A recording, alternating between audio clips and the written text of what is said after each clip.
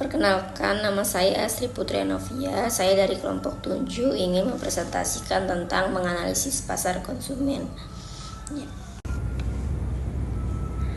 Apa itu pasar konsumen? Pasar konsumen juga dikenal sebagai business to business (B2C), merupakan tempat bisnis menjual produk langsung kepada konsumen. Dalam pasar ini, konsumen biasanya membayar harga reguler untuk produk. Walaupun terdapat kemungkinan menggunakan kupon atau diskon, ketika permintaan konsumen meningkat, seringkali permintaan dari bisnis kepada pemasok mereka juga akan naik. Pasar konsumen mencakup berbagai jenis produk seperti makanan dan minuman, barang konsumen, transportasi, serta barang-barang retail. Apa itu barang-barang retail? Barang yang dijual secara satuan kepada konsumen.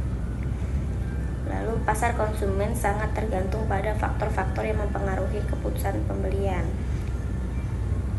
konsumen, termasuk pengaruh dari kelompok referensi selera dan preferensi pribadi, strategi pemasaran, serta situasi ekonomi saat ini. Jadi pasar konsumen adalah tempat di mana konsumen membeli produk atau jasa untuk dikonsumsi sendiri atau dibagikan kepada orang lain. Ya, di sini di daftar isi ada beberapa tentang konsumen. 1. Ciri-ciri pasar konsumen. 2. Jenis-jenis pasar konsumen. 3. Analisis pasar konsumen. Dan keempat, faktor pembelian dalam pasar konsumen. Ya, ciri-ciri pasar konsumen. Ada pembelian akhir, end customer. Salah satu ciri paling cocok dari pasar konsumen adalah pembelian akhir. Pembelian akhir adalah individu atau rumah tangga yang menggunakan produk atau jasa tersebut untuk memenuhi kebutuhan pribadi atau keluarga dan tidak untuk perdagangan kembali, non komersial. Nah, di sini ada contohnya seperti di gambar tersebut, bahwa seperti membeli rumah atau untuk tempat tinggal keluarga. Ya, selanjutnya ada transaksi dalam jumlah kecil, yaitu pasar konsumen melibatkan transaksi dalam jumlah kecil. Produk atau jasa biasanya dibeli dalam satuan atau jumlah yang sesuai dengan kebutuhan individu atau keluarga. Seperti yang dicontoh di sini, ibu-ibu sedang ke pasar untuk membeli sayuran. Nah, bisa jadi dia untuk memasak untuk diri sendiri atau untuk keluarganya. Selanjutnya ada keputusan pembelian pribadi. Keputusan pembelian dalam pasar konsumen didasarkan pada preferensi kebutuhan pribadi. Faktor-faktor seperti selera, lifestyle, dan preferensi memainkan peran baik dalam proses pengambilan keputusan. Nah, di sini ada contoh ibu-ibu lagi di toko, dia membeli pakaian. Nah, itu membeli seperti untuk contoh membeli pakaian untuk anaknya. Di situ misalkan dia cocok dengan warnanya, dengan ukurannya, jadi si ibu memutuskan untuk membelinya. Ya, selanjutnya di sini ada promosi dan iklan massal. Bisnis yang beroperasi di pasar konsumen sering menggunakan promosi dan iklan massal untuk mencapai konsumen potensial. Pemasaran ini mencakup iklan televisi, radio, media sosial, dan marketing campaign atau kampanye lainnya. Nah, contohnya di sini misalkan saya sedang scroll TikTok nih, terus lagi banyak diskon, terus di situ kayak ayo join live, bagi banyak promo. Nah, itu salah satu cara promosi mereka. Yang selanjutnya yaitu pasar yang fragmented. Pasar konsumen seringkali sangat terfragmentasi dengan banyak pesaing yang menawarkan produk atau jasa serupa. Persaingan dalam pasar ini cukup tinggi dan perusahaan harus bersaing untuk mendapatkan perhatian konsumen. Di sini contohnya mobil dengan merek-merek tersebut kayak Toyota, Honda, Suzuki, Daihatsu seperti itu. Di sini saya akan menjelaskan jenis-jenis pasar konsumen.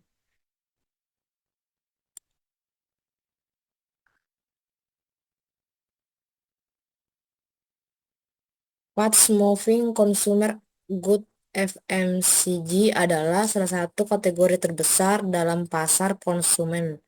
Di sini pelanggan sering membeli produk dengan harga terjangkau yang biasanya memiliki umur simpan singkat. Produk kemasan konsumen ini perlu diganti atau diisi ulang secara teratur oleh pelanggan. Karena permintaan tinggi, persaingan di pasar pun cukup ketat. Pasar barang tahan lama melibatkan produk dengan umur simpan yang lebih lama, seperti peralatan rumah tangga, elektronik, dan mobil. Di sini konsumen tidak sering mengganti produk mereka dalam perusahaan, cenderung menawarkan produk dengan harga lebih tinggi yang dapat menghasilkan profitabilitas yang lebih baik.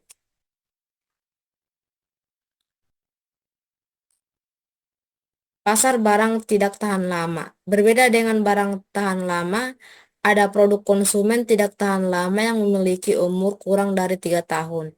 Pelanggan sering membeli dan menggunakan produk yang tidak tahan lama dalam kehidupan sehari-hari dan dapat langsung digunakan.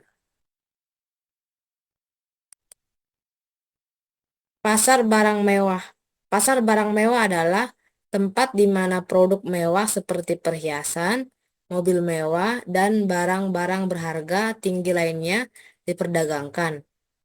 Pelanggan di pasar ini lebih memprioritaskan kualitas, merek, dan eksklusivitas daripada harga. Bisnis di sektor barang mewah fokus pada citra merek, pengalaman pelanggan, dan nilai seni. Pasar konsumen dapat diklasifikasikan berdasarkan beberapa faktor seperti demografi, psikografi, geografis, dan perilaku. Berikut adalah beberapa jenis pasar konsumen. Yang pertama, pasar berdasarkan demografi, yaitu pasar anak-anak, produk seperti mainan, pakaian anak-anak, dan makanan bayi. Pasar remaja, barang-barang fashion, gadget, dan game video. Pasar dewasa muda, barang-barang teknologi, fashion, dan layanan hiburan. Pasar orang tua, yaitu produk perawatan kesehatan, asuransi, dan investasi. Pasar lanjut usia, produk kesehatan, alat bantu jalan, dan kegiatan rekreasi yang disesuaikan.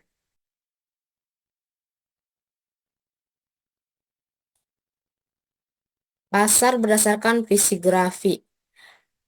Pasar gaya hidup aktif, peralatan olahraga, pakaian olahraga, dan suplemen kebugaran.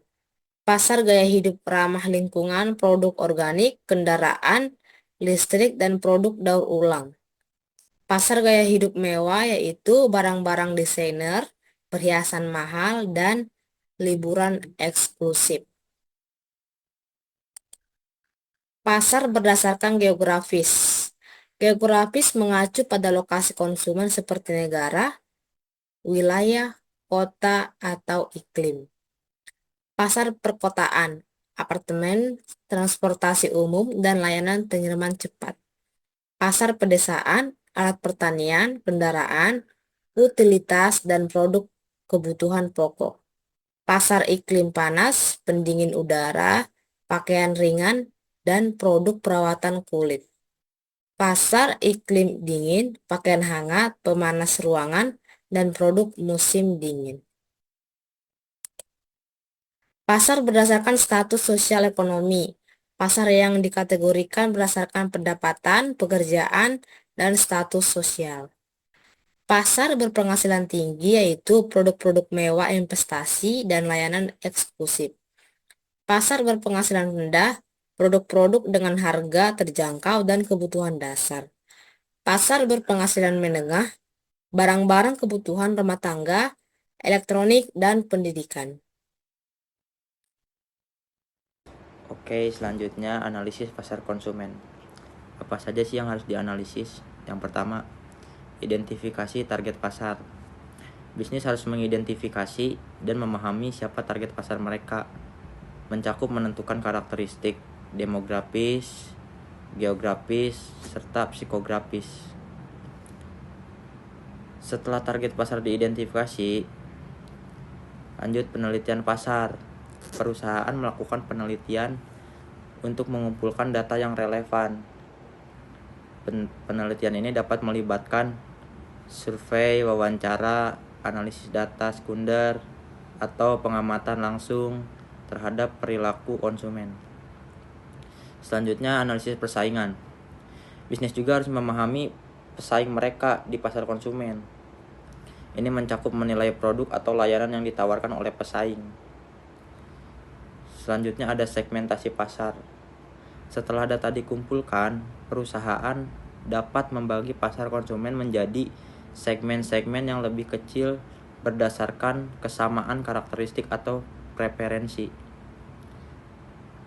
Berikutnya, evaluasi dan pengambilan keputusan. Berdasarkan hasil analisis, perusahaan dapat mengevaluasi kesuksesan strategi pemasaran mereka saat ini dan membuat keputusan tentang perubahan yang diperlukan. Setelah dievaluasi dan melakukan pengambilan keputusan, perusahaan sebaiknya melakukan pengembangan dan rencana pemasaran. Analisis pasar konsumen membantu dalam merancang rencana pemasaran yang lebih efektif dan relevan. Kemudian pemantauan dan evaluasi berkelanjutan.